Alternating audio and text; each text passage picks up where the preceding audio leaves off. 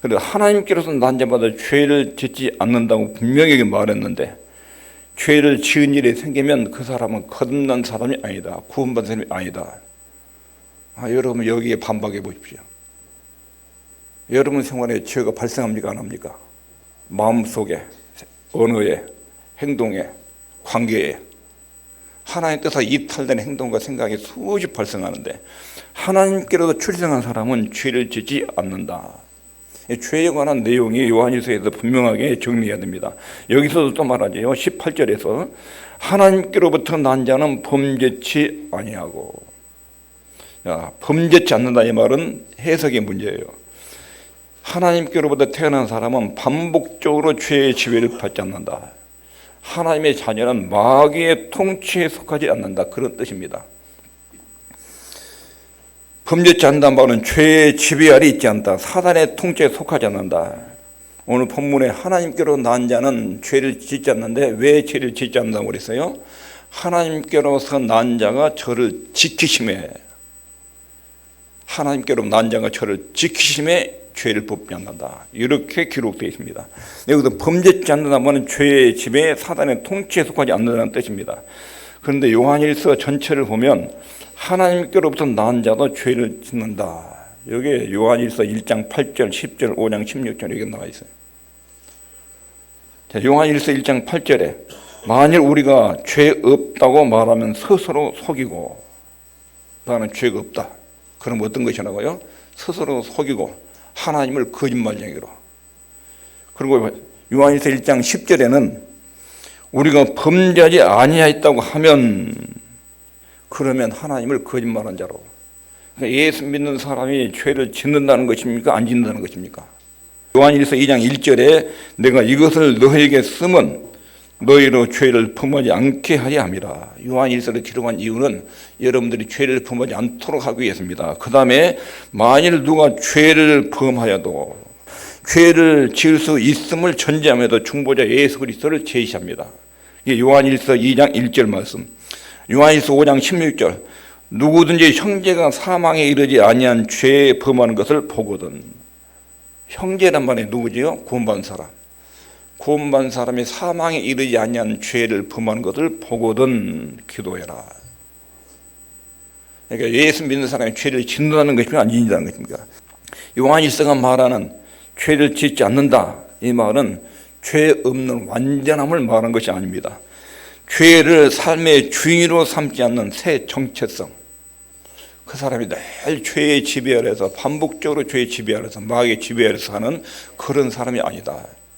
예수 믿는 사람은 죄의 지배, 마귀의 지배로부터 벗어나서 하나님의 지배, 새로운 주인 하나님의 지배와 다스림을 받고 사는 사람이다, 이런 뜻입니다. 하나님께로서 난 자는 불신자와 다른 상태에 있습니다. 성경은 하나님으로부터 공급되는 힘에 의해서 죄의 지배를 벗어날 수 있다는 것을 말합니다. 하나님께로서 나지 않는 자는 악한 자에게 속해 있습니다. 불신자는 사단의 지배 아래 있습니다. 하나님 믿는 사람은 하나님의 지배 아래 있습니다. 하나님을 믿는 사람들은 모든 삶에 죄의 힘으로부터 지배를 당한 것이 아니라 성령의 인도와 말씀의 인도를 받고 사는 사람입니다. 가끔 넘어지기도 하고 죄를 짓기도 합니다. 그러나 다시 일어나서 하나님의 지배와 인도와 말씀의 인도를 받게 됩니다. 요한일서 1장에서 말씀하는 내용은 이 점을 잘 살펴야 됩니다. 1장 5절에 보면 우리가 저에게서 듣고 너에게 전하는 소식이 이것이니 곧 하나님은 빛이시라. 그에게는 어둠이 조금도 없으시니라. 만일 우리가 하나님과 사귐이 있다 하고 어두운 가운데 행하면 거짓말을 하고 진리를 행치 아니하밀거니와 저가 빛 가운데 계신 것 같이 우리도 빛 가운데 행하면 우리가 서로 사귐이 있고 그 아들 예수의 피가 우리를 모든 죄에서 깨끗하게 하실 것이요. 하나님께로부터 출생하지 않은 사람은 어둠 속에 있다. 죄와 마귀의 지배 안에 산다. 습관적으로 죄를 짓는, 그리고 하나님을 대적하는 위치에 서 있다, 그런 뜻입니다. 반면에 하나님께로부터 난 자는 빛 가운데 하나님과 동행한다. 그래서 계속해서 반복해서 죄를 짓지 않는다. 하나님의 백성들은 죄 가운데 빠질 수 있다. 그러나 그 죄가 자기를 계속 지배하도록 방치하지 않는다. 하나님 믿는 사람이 화를 내거나 성과를 내지만 성질을 내고 싸우기도 하지만 그것이 잘못된다는 걸 알고 금방 돌이킵니다. 회개합니다. 용서를 하고 그 죄를 점점점 멀리합니다. 그러다가 완전히 떨어집니다. 완전주의가 아니라 하나님 믿는 사람도 죄를 범할 수 있지만 그는 어둠 속에 걸어다니지 않는다. 빛 가운데 하나님과 동행한다는 것입니다. 우리 같이 믿는 형제들 중에서도 죄를 짓는 실수를 범하는 사람이 일어날 수 있다. 그래서 이 말씀을 볼 때 두 영역, 빛의 영역과 어둠의 영역이 있다. 그러나 사단의 지배와 하나님의 나라의 지배를 따로따로 받는다. 요한이 강조하는 것은 하나님의 백성들이 살아가는 삶의 수준을 말합니다. 하나님의 백성들은 어둠과 죄와 마귀의 지배 아래서 살지 않는다. 여기서 이미 구출받아가지고 빛의 자녀로 빛 대신 하나님과 동행하는 사람들이다. 빛과 어둠을 나누면서 어둠의 지배 아래 있는 사람들 불신자다. 그러나 하나님 믿는 사람들은 하나님의 지배, 진리의 지배, 성령 인도, 하나님의 말씀의 지배를 받고 사는 사람들이다. 죄의 지배를 반복적으로 받는 사람들이 아니라는 것입니다. 그러니까 여기서 죄를 짓지 않는다 이 말은 죄의 지배를 말합니다. 마귀의 통제를 받고 마귀의 통제와 죄의 지배를 받고 사는 상태를 죄를 짓는다, 범죄한다 그런 뜻입니다. 일시적인 실수와 허물을 말하고 있는 것이 아닙니다. 요한이 강조하는 것은 하나님 백성들이 살아가는 삶의 수준, 하나님의 백성들의 빛과 동행한다. 하나님은 빛이고 그에게는 어둠이 조금도 없다. 우리가 그분 안에 살면 예수님이 빛같이 빛 가운데 향하는 것처럼 하나님의 자녀들도 그분과 동행하면서 빛 가운데 살아간다. 말씀의 인도와 성령 인도를 따라가면서 살아가는 그런 종류의 사람들이라는 것입니다. 하나님의 자녀들이 넘어질 수 있고 죄를 범할 수 있습니다. 그러나 계속 바닥에 쓰러져서 엎어져 있지 않는다. 실수를 할 수 있고 잘못할 수 있는데 그 가운데 계속 머물지 않는다는 것입니다. 그러면서 죄에 관한 내용을 그리스도인들은 이 내용을 분명히 안다. 이것을 모르면 그리스도인이 아니다. 예수 믿는 사람은 죄를 짓지 않고 죄 아래 사단의 지배 아래 머물러 있지 않는다. 이게 첫 번째 그리스도인이 아는 첫 번째 내용이에요. 두 번째 읽겠습니다. 시작. 예수님이 지켜주신다는 것을 안다. 여러분 24시간 동안 주 예수님이 여러분 곁에 계신다는 거 알고 계십니까? 이걸 늘 의식해야 됩니다. 주님이 내 곁에 계셔서 나를 지켜주신다. 18절에 하나님께로서 난 자마다 범죄치 아니한 줄을 우리가 안다. 이거 굉장히 강조하는 거예요. 하나님의 자녀는 범죄, 마귀의 지배 아래, 죄의 지배 아래 머물지 않는다. 그 이유가 뭐지요?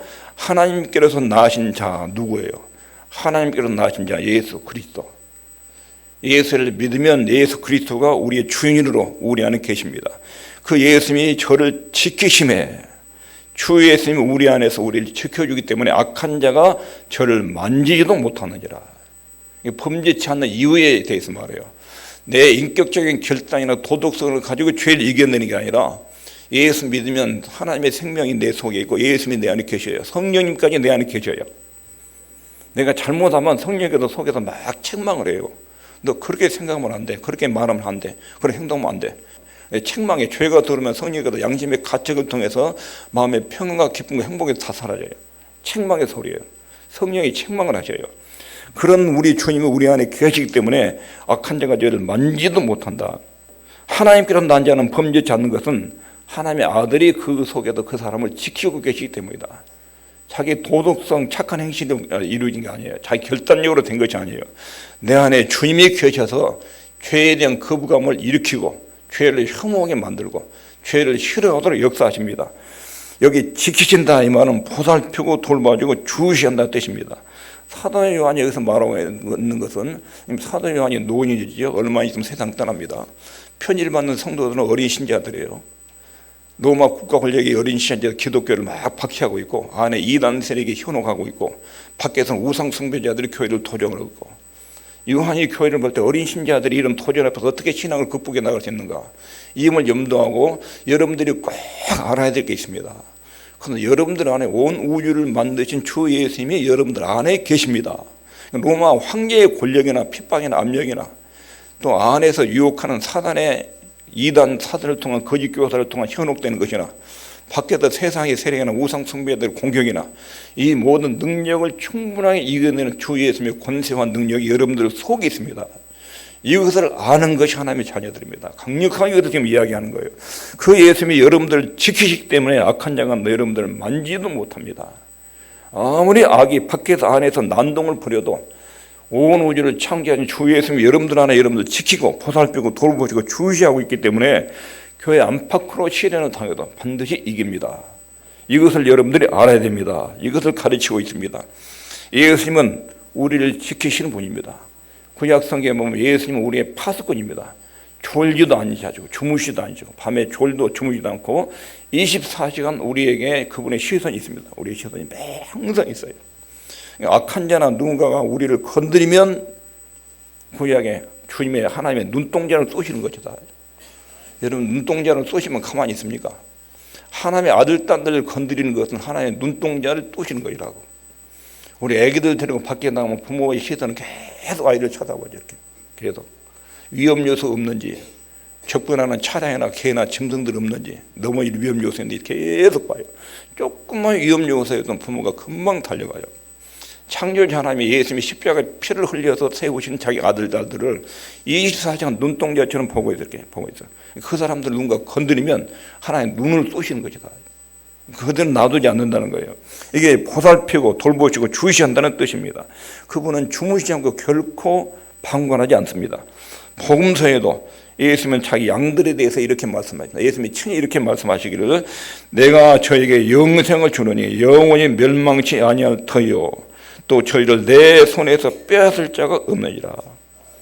하나님 아버지가 여러분과 저를 예수님 손에 맡겼습니다. 예수님이 딱 받았습니다. 십자가로 이 사람들의 죄를 청산했습니다. 자기 자녀를 품었어요. 어떤 세력도 내 품에서 내 자녀를 뺏어갈 수 없다. 나는 뺏기지 않는다. 주님이 그렇게 말씀하십니다. 요한복음 17장 11절 자기 양들을 어떻게 지킬 것인지를 말합니다. 나는 세상에 더 있지 아니하오나 저희는 세상에 있어 없고 나는 아버지께로 가옵나니 거룩하신 아버지여 내게 주신 아버지의 이름으로 저희를 보존하사 우리와 같이 저희도 하나가 되게 하옵소서. 17장 12절에 내가 저희와 함께 있을 때 내게 주신 아버지의 이름으로 저희를 보존하와 지켰나이다. 그 중에 하나도 멸망치 않고 오직 멸망의 자식뿐이오니 이는 성경을 응하게 함이니이다. 15절에 내가 비옵는 것은 저희를 세상에서 데려가시기를 위함이 아니요 오직 악에 빠지지 않게 보존하시기를 위함이니이다. 유다서 1장 24절에도 능히 너희를 보호하사 거침이 없게 하시고 너희로 그 영광 앞에 흠이 없이 즐거움으로 서게 하실 자. 하나님은 자기 백성들을 돌보고 지키십니다. 이것을 알라는 것입니다. 예수님은 우리를 위해서 죽으셨을 만큼 우리를 사랑하십니다. 그분이 우리를 지키고 돌보십니다. 이것을 확신하기 바랍니다. 우리가 어디에 있든지 어떤 상황에 있든지 우리 주님은 우리가 아무리 괴롭고 힘들지라도 하나님의 아들이 우리의 목자이고 우리의 소자라는 것을 늘 기억하고 살아야 됩니다. 우리를 보살피고 계시고 주목하고 계십니다. 감당할 수 없는 시험을 허락하지 않습니다.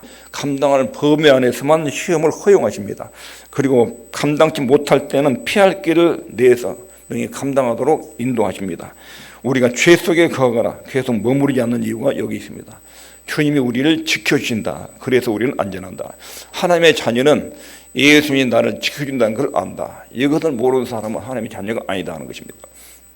세 번째 아는 것 말하지요. 요한일서 5장 18절 있습니다. 시작. 악한 자가 저를 만지도 못하느니라. 이 악한 자는 누구지요? 사단. 사단의 서종자들, 사단의 영향을 받고 있는 사람들, 이런 사람들이 하나님의 자녀를 만지도 못한다. 이것은 만지다. 이번은 가볍게 손을 스치는 것이 아니에요. 꽉 붙드는 거예요. 꽉 잡는 거예요. 매달리는 거예요. 꽉 잡는 거예요. 이게 만지는 거예요. 그러나 사단이 자기 서종으로 딱 잡아가지고 자기 서종으로 끌어당길 수 없어요. 악한 마귀가 예수 믿는 하나님의 아들, 딸들을 다시 마귀의 자녀로 끌어갈 수가 없어요. 여기서 만진다는 것은 붙들다, 그리고 매달리다, 껴안는다, 꽉 잡아버리는 게 꽉 잡아버리는 거예요. 자기 서종으로 꽉 잡아당기는 거예요. 이렇게 할 수가 없다. 하나님의 자녀들은. 동일한 언어가 요한복음 20장 17절에 똑같은 단어가 썼는데 예수께서 이르시되 나를 만지지 말라. 부활하신 주님이 여자들에게 나타났지요. 여인들이 너무 반가워가지고 예수님 만나려고 하니까 나를 꽉 붙들지 말아라. 나에게 매달리지 말아라. 나는 내 아버지에게 간다. 이게 매달리다 붙들다 그런 뜻입니다. 악한 자들이 하나님의께로 난 자들 붙들지 못한다. 껴안지 못한다. 매달리지 못한다. 자기 소속으로 다시 끌어당길 수 없다. 그런 뜻입니다. 마귀는 우리를 시험하고 시련을 겪게도 합니다. 우리를 괴롭히기도 하고 낭망시키기도 합니다. 비참하게 만들기도 합니다. 마귀는 우리를 좌절하게 하고 불행하게 하고 그런 일에 마귀는 최선의 노력을 다하고 있습니다. 그러나 우리를 자신의 수중에 다시 넣지 못합니다. 이것이 본문이 말하고 있는 내용입니다. 마귀는 여러 가지 일을 하나님의 자녀들에게 행할 수 있습니다. 그러나 우리를 다시 붙잡지 못합니다. 자기 수중으로 다시 끌어당길 수 없습니다. 요한계시록에서는 12장 11절에 또 여러 형제가 어린 양의 피와 자기의 증거하는 말을 지나여 저를 이겼으니. 자, 여러 형제, 교회 그리스도인들이 마귀를 어떻게 이겼습니까? 마귀를 이기는 내용이 뭐였어요? 어린 양의 피, 예수의 십자가의 속죄 사역, 그리고 그것을 증거하는 복음, 그 증거 능력이 마귀의 권세를 이겼다. 악한 자가 성도를 다시 붙들려고 애를 썼다. 악한 마귀가 성도를 설득하기 위해서 자기 편으로 끌어들여 애를 썼다. 그런데 성도들은 어린 양의 피, 주 예수님의 십자가의 피로 내 죄가 용서받고 나는 하나님의 아들 딸이 됐다. 이 복음 증거가 마귀의 권세를 무력화시켰다. 그런 뜻입니다. 사단은 우리를 시험할 수 있습니다. 좌절, 실망, 그리고 우리의 약점을 공격해서 죄에 빠지게 할 수 있습니다. 그러나 다시 마귀의 지배 아래로 끌고 갈 수는 없습니다. 우리의 구속은 완전한 것입니다. 주 예수님이 한 번 자기 십자가를 통해서 구원한 아들, 딸들은 다른 세계에 뺏기지 않습니다. 일시적으로 사단의 충동, 유혹에 의해서 절망하고 좌절하고 낙담하고 범죄에 빠질 수 있지만 다시 일어나서 하나님께로 돌아오게 만듭니다. 우리는 자기 연약함, 결점으로 인해서 종종 사단의 교만 유혹에 걸려들 때가 있습니다. 사단의 유혹에 걸려들어서 범죄에 빠질 때도 있습니다. 사단의 말에 귀를 기울이고 그리고 시험에 넘어질 때도 있습니다. 여기서 만지도 못한다 이 말은 그렇게 돼도 사단이 그 사람을 자기 소중으로 끌어당길 수 없습니다. 악한 자는 결코 우리를 붙잡지 못한다. 우리를 붙들거나 껴안지 못한다. 이것이 본문의 증거입니다. 그 다음 말씀이 또 아는 것은 우리는 하나님께 속하고 온 세상은 악한 자 안에 처한 것이며. 자, 악한 자 안에 처했다. 이 말은 온 세상은 사단의 손아귀에 잡혀 있다. 예수 믿지 않는 사람들의 상태를 볼 때 이 사람들은 하나님 앞에서 굉장히 위험한 위치에 있다. 이 기회가 불신자들 볼 때 온 세상은 악한 자 안에 사단의 손아귀에 딱 잡혀 있다. 그래서 하나님을 대적하고 하나님을 반대하고 믿지 않고 거절한다. 온 세상은 사단의 손아귀에 잡혀 있다. 그러나 성도는 절대로 그 사단의 손아귀로 돌아가지 않는다.